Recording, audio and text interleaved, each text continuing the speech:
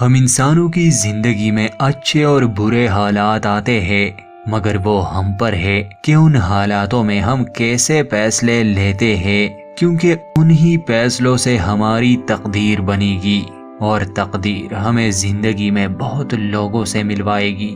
मगर आखिर में ये फैसला तकदीर नहीं बल्कि हमारा दिल करेगा कि कौन हमारी जिंदगी में रहेगा और कौन नहीं। चैनल पर नए हैं तो सब्सक्राइब करना ना भूलें। दोस्तों, 2004 से 2010 के बीच एक बहुत ही खूबसूरत सीरीज चली थी द लॉस्ट के नाम से। ये काफी लंबी कहानी है, 121 एपिसोड्स है। 90 घंटों की ये कहानी आज भी one of the best series में गिनी जाती है। इसमें तकरीबन हर एलिमेंट का यूज किया गया है जो इस कहानी को बहुत रोमांचक बनाता है। मगर इस कहानी को लेकर जो सबसे खास बात है वो ये कि ये हमें बहुत कुछ सिखाती है। जिंदगी, मौत, किस्मत, मकसद, अच्छाई, बुराई, रहमदिली, नफरत, प्यार, किसी का ख्याल रखना, किसी को खोना, दुख, दर्द और खुशी और एहसास जैसी बातें, ये सब आप भी महसूस करेंगे जब आप इस कहानी में खो जाए। यकीन मानिए, ये कहानी आपको जिंदगी भर याद रहेगी अगर हम इस कहानी के अंत तक पहुंचेंगे। उम्मीद तो यही है। तो आप कहेंगे कि काश ये कहानी थोड़ी और लंबी होती या कभी खत्म ही ना होती। अब आप सोचोगे कि एक सीरीज ही तो है, इसमें इतना क्या खास है। मगर आपको मेरी ये पहले एपिसोड वाली बातें एंड में जरूर याद आएगी। काफी टाइम पहले हमने इसे एक छोटे चैनल पर एक्सप्लेन किया था, मगर तब मेरी एक्सप्लेनेशन स्किल्स इतनी अच्छी नहीं थी। अब की बार मैं इस सीरीज को दिल से एक्सप्लेन करूंगा। और हाँ, डोंट वरी, हम इस कहानी को लंबा नहीं खींचने वाले। काफी एपिसोड्स को हम एक ही वीडियो में कवर करने की कोशिश करेंगे, मगर कहानी डिटेल से होगी, तो जो एपिसोड्स इंटरेस्टिंग है वो सिर्फ एक वीडियो में एक ही होगा। जिन्होंने ये कहानी देखी है प्लीज वो स्पॉइल करने वाले कमेंट्स ना करें, क्योंकि हमें सस्पेंस बनाए रखना पड़ता है। ये कहानी ऐसे लोगों की है जो ओशियानिक फ्लाइट 815 सिडनी ऑस्ट्रेलिया से लॉस एंजलिस जा रहे थे, मगर बीच रास्ते में ही वो प्लेन क्रैश हो गया समंदर में कहीं, और वो एक ऐसे आइलैंड पर फंस गए जो कोई आम आइलैंड नहीं था। दोस्तों, एक बात क्लियर कर दूं, मैं कोशिश पूरी करूंगा, पर अगर रिस्पांस अच्छा ना रहा तो शायद मैं इस कहानी को पूरा ना कर सकूं, क्योंकि क्वालिटी कंटेंट बनाने में बहुत टाइम और एनर्जी लगती है। तो इसे हमारी मजबूरी ही समझ ले। मैं डायरेक्ट कहानी पर भी आ सकता था, मगर आपको ये सब बताना जरूरी था। तो तैयार हो जाइए, आपको ले चलते हैं एक ना भूलने वाली दास्तान की और अपनी लाइफ की टेंशन्स को साइड में रख के हेडफोन लगाएं और ध्यान से कहानी सुने।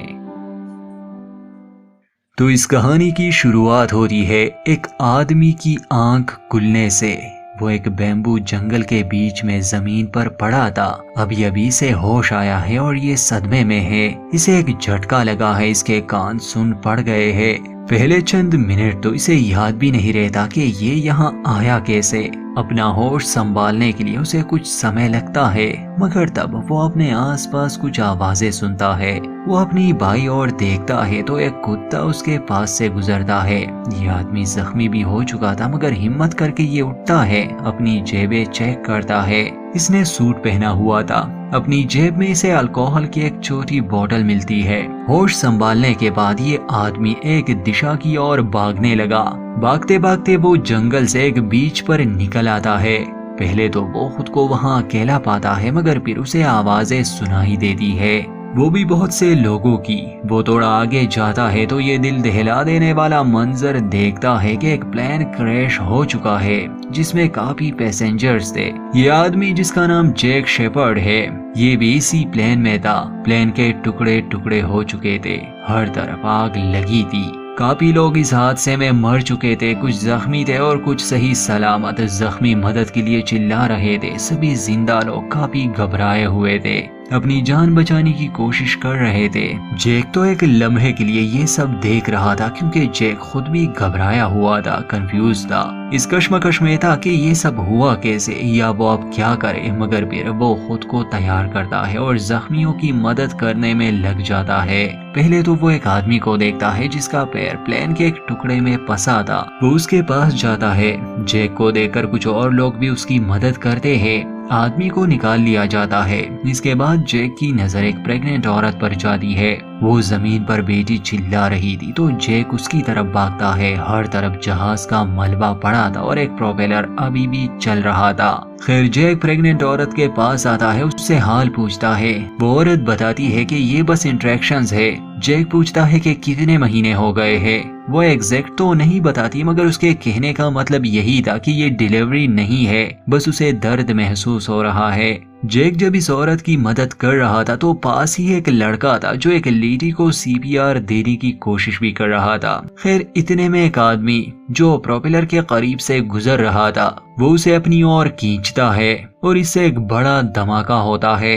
जैक पास खड़े एक आदमी को आवाज देता है जो काफी हेल्थी था। मैं इसे मोटा आदमी इसलिए नहीं कहूंगा क्योंकि ये इस कहानी की जान है। जैक उससे मदद मांगता है कि मेरे आने तक इस प्रेग्नेंट औरत का ख्याल रखना। अगर 3 मिनट से ज्यादा इसे तकलीफ हुई तो मुझे बुलाना। जैक अब उस लड़के की मदद करता है जो सीपीआर दे रहा था। वो लड़का बताता है कि मैंने सीपीआर की ट्रेनिंग ली है। फिर वो पेन का आइडिया देता है कि शायद हमें इसके गले में पेन से एक होल करना चाहिए ताकि ये सांस ले। जैक उसे पेन ढूंढने भेजता है कि जाओ जल्दी करो और खुद उस लेडी की मदद करता है। काफी कोशिशों के बाद वो औरत जो लगभग मर चुकी थी जैक की वजह से फिर से सांसें लेने लगी। जैक उसे बचाकर खुश था। उसे कहता है कि सांस लो जितना हो सके। तब जैक का ध्यान प्लेन के विंग पर जाता है जो गिरने वाला था और उसी विंग के नीचे प्रेग्नेंट औरत और वो आदमी बैठे थे क्योंकि जैक ने उन्हें कहा था। अब जैक उनकी तरफ भागता है और चिल्लाता है कि जल्दी हटो वहां से, क्योंकि वो विंग गिरने वाला था। ये तीनों जैसे ही उस जगह से हटते हैं विंग गिर जाता है और उसके साथ एक धमाका होता है। खुशकिस्मती से ये तीनों ठीक थे। जैक जाते हुए उस आदमी को कहता है कि इस प्रेग्नेंट लेडी का ख्याल रखना, मैं अभी आया। काफी टाइम तक ये हंगामा चलता रहता है।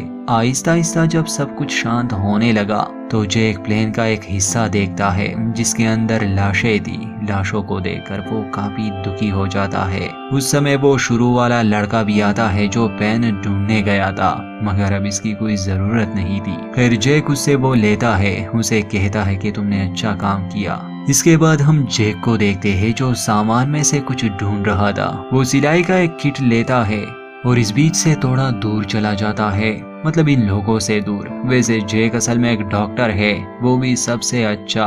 खैर थोड़ा दूर जाने पर वो अपनी शर्ट उतारता है। अभी तक हम ऑडियंस को नहीं लगा था कि जैक इतना जख्मी हो चुका है। असल में उसकी बैक और रिब्स के दरमियान काफी चोट आ गई थी जिस पर स्टिचेस लगाना जरूरी थे, मगर जैक का हाथ वहां नहीं पहुंच रहा था। वो आसपास देखता है, एक लड़की वहां से गुजर रही थी। जैक उसे आवाज देता है कि मिस सुने जरा, क्या आपने कभी नीडल का इस्तेमाल किया है, मतलब कभी किसी कपड़े को सिया है? ये लड़की भी प्लेन क्रैश की वजह से शॉक में थी। वो जवाब में कहती है कि हाँ मैंने कुछ कपड़े तो सिए हैं। जैक उसे कहता है कि तुम मेरी मदद करोगी। ये लड़की जब करीब आती है देखती है कि असल में जैक अपने जख्म को सीने के लिए मदद मांग रहा है। वो थोड़ा घबरा जाती है। जैक को कहती है कि मैंने कपड़े सिए हैं मगर मशीन पर। जैक उसे समझाने की कोशिश करता है कि देखो मैं एक डॉक्टर हूँ मगर मेरा हाथ वहाँ तक नहीं पहुँच रहा। ये इतना मुश्किल नहीं है, तुम कर लोगी। इस लड़की का नाम केट है। ये बाद में जैक को अपना नाम बताती है। इस कहानी में बहुत कैरेक्टर्स है इसलिए हम एक एक करके सबसे मिलेंगे। खैर केट भी जब देखती है कि ये आदमी बेबस है, इसे मदद की जरूरत है, तो न चाहते हुए भी वो उसकी मदद के लिए मान जाती है। जैक उसे अल्कोहल की बोतल देता है ताकि वो अपने हाथों पर डाले और बाद में जैक के जख्म पर भी। अब केट आहिस्ता आहिस्ता उसके जख्म पर स्टिचेस लगाने लगी। जैक को दर्द तो हो रहा था मगर अब मजबूरी थी। खैर केट को अच्छा फील हो इसलिए जैक उसे अपनी एक कहानी सुनाता है कि कुछ साल पहले मुझे एक 16 साल लड़की की स्पाइनल कॉर्ड सर्जरी करनी थी। वो मेरा पहला ऑपरेशन था जो कई घंटे तक चला था। मैं काफी नर्वस था। एक पॉइंट पर मैं उसके शरीर के सबसे नाजुक हिस्से जहां पर दिमाग से कनेक्टेड नसें होती है वहां काटने की कोशिश कर रहा था। मुझे अचानक से डर लगने लगा क्योंकि अगर मैं थोड़ी सी भी गलती करता तो उस लड़की की जान चली जाती या वो हमेशा हमेशा के लिए अपाहिज हो जाती। तब मैंने गलती से एक कट लगाया। मैंने खुद से कहा कि अब मैं पीछे नहीं हट सकता, मुझे बस 5 सेकंड में ही ये सब ठीक करना होगा। तो मैंने गिनती शुरू की और आहिस्ता आहिस्ता मेरा डर खत्म हो गया और मैंने उस ऑपरेशन को कामयाबी से मुकम्मल किया। केट जैक की ये कहानी सुन रही थी। वो कहती है कि तुम्हारी जगह मैं होती तो शायद मैं उस कमरे से ही भाग आती। जैक मुस्कुराता है और केट को कहता है कि नहीं, तुम ऐसा नहीं करती क्योंकि तुमने अभी नहीं किया, तुमने मेरी मदद की, तुम भागी नहीं। मुझे अंदाजा है ये तुम्हारे लिए कितना मुश्किल है। खैर, वहाँ बीच पर हम बाकी सर्वाइवर्स को देखते हैं। अब शाम होने वाली थी। अभी तक सभी इस इंतजार में थे कि रेस्क्यू टीम उन्हें बचाने आएगी। हर कोई बस इसी इंतजार में बैठा था। आहिस्ता आहिस्ता हम कहानी के और लोगों से मिलेंगे, जैसे एक लड़का जिसका नाम सईद था। वो आग जलाने की कोशिश कर रहा था। पास ही चार्ली नामी एक लड़का बैठा था। सईद उसे आवाज देता है, उससे मदद मांगता है कि आग जलाने में मेरी मदद करो ताकि ये दूर से नजर आए। अगर कोई रेस्क्यू प्लेन या बोट हमें ढूंढने की कोशिश कर रहे हो तो वो हमें आसानी से ढूंढ सकेंगे। पहली बार सईद और चार्ली की मुलाकात होती है। खैर, इसी इंतजार में रात हो जाती है। सईद चार्ली को कहता है कि तुम्हें नहीं लगता अभी तक रेस्क्यूअर्स को आना चाहिए था। उस समय चार्ली अपने उंगलियों पर एक शब्द लिखता है। इसके बाद हम 2 और लोगों से मिलते हैं। एक वो लड़का जो शुरू में एक लेडी को CPR देने की कोशिश कर रहा था। इसका नाम बून है और ये अपने स्टेप सिस्टर शैनन के साथ इस फ्लाइट पर था। शैनन काफी चिड़चिड़ी और एटीट्यूड वाली लड़की है। बून उसके पास आता है, उसे खाने के लिए एक चॉकलेट देता है। उस समय शैनन नेल पॉलिश लगा रही थी। इतना सब होने के बावजूद शैनन बून को कहती है कि मैं चॉकलेट नहीं खाने वाली। जहाज में ब्लैक बॉक्स होता है बेवकूफ, रेस्क्यू वाले हमें बचाने आएंगे, मैं बोट पर ही खाना खाऊंगी। बून को गुस्सा आता है मगर वो कुछ कहता नहीं। फिर हम इस लड़के को देखते हैं, इसका नाम हर्ली है। इसने कुछ खाना जमा किया था, वो लोगों में बांट रहा था। वो प्रेग्नेंट औरत को भी खाना देता है और उससे पूछता है कि अब वो कैसी है, जिस पर वो जवाब देती है कि अब सब ठीक है। हर्ली उसे बाकी सबसे ज्यादा खाना देता है। इसके बाद हम एक छोटे लड़के और उसके पिता को देखते हैं। एक मैरिड कोरियन कपल भी, जहां वो आदमी अपनी वाइफ को कोरियन में कहता है कि तुम मेरी नजरों से दूर मत जाना, बाकी लोगों की मुझे परवाह नहीं, हमें अपना ख्याल रखना है। उसकी वाइफ भी हाँ में जवाब देती है। जैक अभी भी जख्मियों की मदद कर रहा था, खासकर एक आदमी का जो बेहोश था और उसके पेट में लोहे का एक टुकड़ा फंसा था। केट जैक से पूछती है कि क्या ये जिंदा बच जाएगा। जैक इस बारे में श्योर नहीं था मगर वो केट से पूछता है कि तुम इसे जानती हो। केट जवाब देती है कि ये मेरे पास वाले सीट पर ही बैठा था। इसके बाद जैक प्लेन क्रैश के बारे में बात करता है कि जब टर्बुलेंस शुरू हुई तो प्लेन नीचे गिरने लगा। जैक को बस इतना ही याद था, इसके बाद वो होश में नहीं रहा। केट कहती है कि मैं बेहोश नहीं हुई थी, सारा समय मैं होश में थी, मुझे सब कुछ याद है और ये काफी डरावना था। जैक केट को समझाता है कि कल हमें जंगल में कॉकपिट या टेल को ढूंढना होगा। उसमें एक डिवाइस होती है, उससे हम कांटेक्ट कर सकते हैं। केट कहती है कि मैंने जंगल में एक तरफ धुआं देखा था, शायद वहाँ प्लेन का बाकी हिस्सा गिरा हो, तो कल ये लोग वहां जाने वाले थे। ये सभी बीच पर शांति से बैठे थे कि तभी जंगल से अजीब और खतरनाक आवाजें आती है। ये इतनी भयानक थी कि सभी काफी डर जाते हैं। वो जंगल की ओर देखते हैं तो पेड़ टूट रहे थे, जैसे कोई बहुत ही विशाल और खतरनाक जानवर हो। कुछ समय के लिए ये सब चलता है, फिर सब शांत हो जाता है। किसी को कोई अंदाजा नहीं था वो क्या है, मगर इनका डर और बढ़ गया। ये कहानी कभी पास्ट तो कभी प्रेजेंट पर आती जाती रहती है और हम भी उसी हिसाब से चलेंगे। अब हम पास्ट में आते हैं, जहां इस जहाज ने उड़ान भरी थी। जैक सीट पर बैठा था। उसने कोई ड्रिंक ऑर्डर की थी मगर वो उसे इतनी स्ट्रांग नहीं लगी, इसलिए जो फ्लाइट अटेंडेंट थी वो जैक को 2 बोतल्स चुपके से देती है क्योंकि वो अच्छी औरत थी। फिर जैक के पास ही वो औरत बैठी थी जिसे हमने शुरू में देखा था। सीपीआर देके जैक ने उसकी जान बचाई थी। जैक उठता है, वो बाथरूम जाने वाला था मगर एक आदमी उसके पास से गुजरता है। उसके पीछे 2 और लोग भी जाते हैं। ये देखकर जैक अपने सीट पर वापस बैठ जाता है। इस लेडी का नाम रोज है। रोज जैक को कहती है कि शायद तुम्हें पहले ही जाना चाहिए था। खैर, बातें करते करते अचानक से टर्बुलेंस शुरू हो गई। रोज का कहना था कि उसका हस्बैंड बाथरूम गया है। जैक उससे बात करता है ताकि उसे अच्छा फील हो। जैक रोज को कहता है कि सब ठीक हो जाएगा और ये कहते ही प्लेन क्रैश। इसके कुछ देर बाद जैक बेहोश हो चुका था। अब आते हैं प्रेजेंट में। आइलैंड पर रात गुजर गई, अभी तक कोई भी इन्हें बचाने नहीं आया। जैक जंगल में जाने वाला था ताकि वो कॉकपिट ढूंढ सके, मतलब जहां पर वो बाकी हिस्सा है। केट ने जैक को कहा था कि मैंने जंगल में धुआं देखा मगर रात को जो आवाजें और अजीब सी एक्टिविटी हुई थी। जैक केट को कहता है कि शायद तुम्हें मेरे साथ नहीं आना चाहिए, शायद जंगल सेफ ना हो, मगर केट जिद करती है। जैक उसे कहता है कि तुम्हें अच्छे जूतों की जरूरत होगी। केट एक लाश से जूते लेती है, हालांकि ये उसे सही नहीं लगता पर अब मजबूरी थी। पास ही एक बड़े उम्र का शख्स खड़ा था और केट को देख रहा था। वो एक अजीब सी स्माइल करता है, ऐसा लग रहा था जैसे ये कोई पागल सा आदमी होगा। खैर, केट जूते लेती है।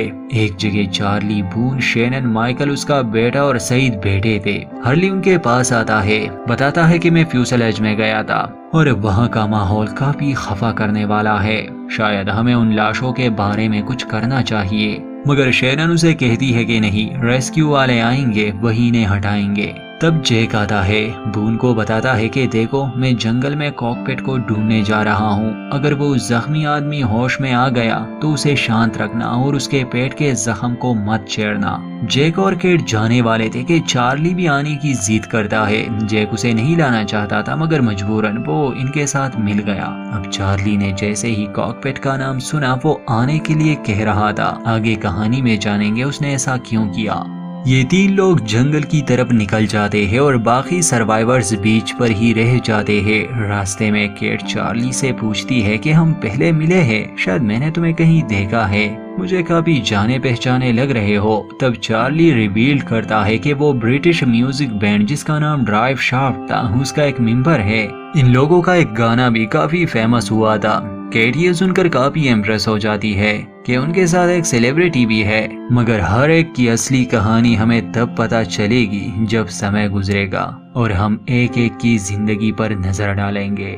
बीच पर हम देखते हैं बाकी सबसे अलग थलग वो बड़े उम्र वाला आदमी अकेले बैठा है और तब अचानक से बारिश शुरू हो जाती है। सभी शेल्टर ढूंढ रहे थे मगर वो आदमी नहीं, वो बारिश में बैठा उसका मजा ले रहा था। वो काफी खुश था, मानो जैसे उसे नई जिंदगी मिली हो। खैर, थोड़ी देर बाद फिर से वही डरावनी आवाजें जंगल से आना शुरू हो गई। इन्हें पता था कि जैक, केट और चार्ली जंगल में गए हैं, इसलिए इन्हें फिक्र भी थी। जंगल में हम इन तीनों को देखते हैं। बारिश का अचानक से बरसना चार्ली को ये कहने पर मजबूर कर देता है कि दोस्तों, तुम्हें नहीं लगता ये बारिश ऐसे बरस रही है जैसे दुनिया का अंत हो। फिर ये आगे बढ़ते हैं और केट ने जो जगह बताई थी वहीं पर इन्हें जहाज का कॉकपिट मिल जाता है।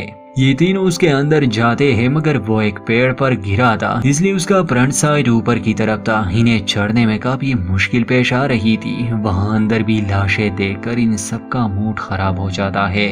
जैक और केट पायलट वाले सेक्शन को खोलने की कोशिश करते हैं। दरवाजा खुलते ही एक पायलट की लाश नीचे गिर जाती है। अंदर जाने के बाद जैक और केट ट्रांसेवियर ढूंढने लगे। तभी एक पायलट जो अभी भी अपने सीट पर था वो होश में आता है। पहले ये लोग डर जाते हैं, फिर जैक उसे पानी देता है।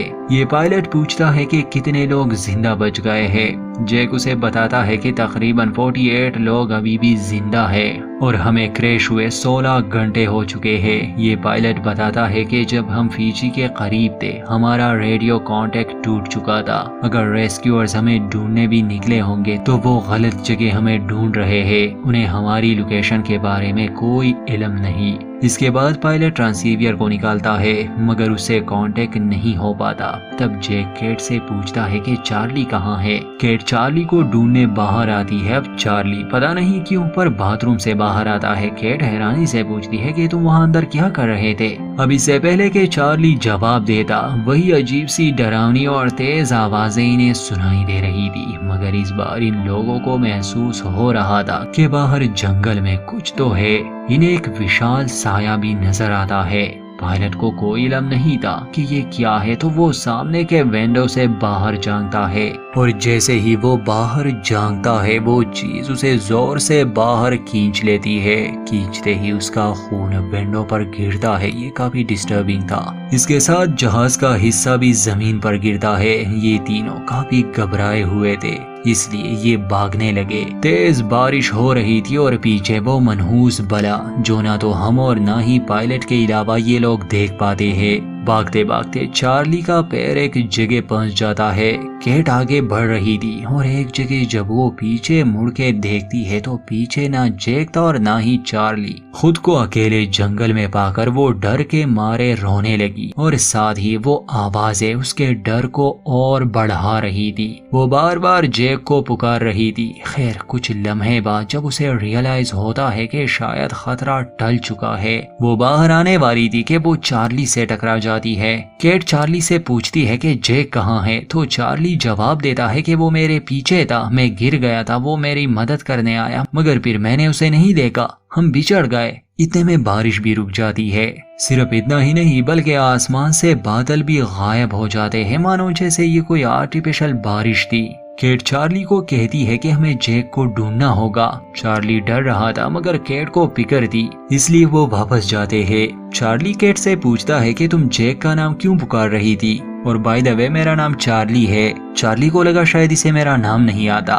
खैर चलते चलते उन्हें एक बैज मिलता है और जब वो ऊपर देखते हैं पेड़ पर एक पायलट की लाश थी, वो भी काफी बुरी हालत में। इतने में जैक भी वहां पहुंच जाता है जो जिंदा और सही सलामत था। जैक को देखकर केट खुश थी। केट जैक से पूछती है कि क्या तुमने उस चीज को देखा, वो क्या था। जैक का जवाब होता है कि नहीं, मैं झाड़ियों में छुपा हुआ था। चार्ली आखिर में कहता है कि दोस्तों आखिर वो क्या चीज होगी जो ऐसा भयानक काम करेगा। इसी कंफ्यूजन और सस्पेंस के साथ इस एपिसोड का दी एंड। अब आगे देखेंगे कहानी में क्या होता है, तो जुड़े रहिए। चैनल को सब्सक्राइब नहीं किया तो कर दे। स्टोरी को लेकर अपनी राय जरूर दे।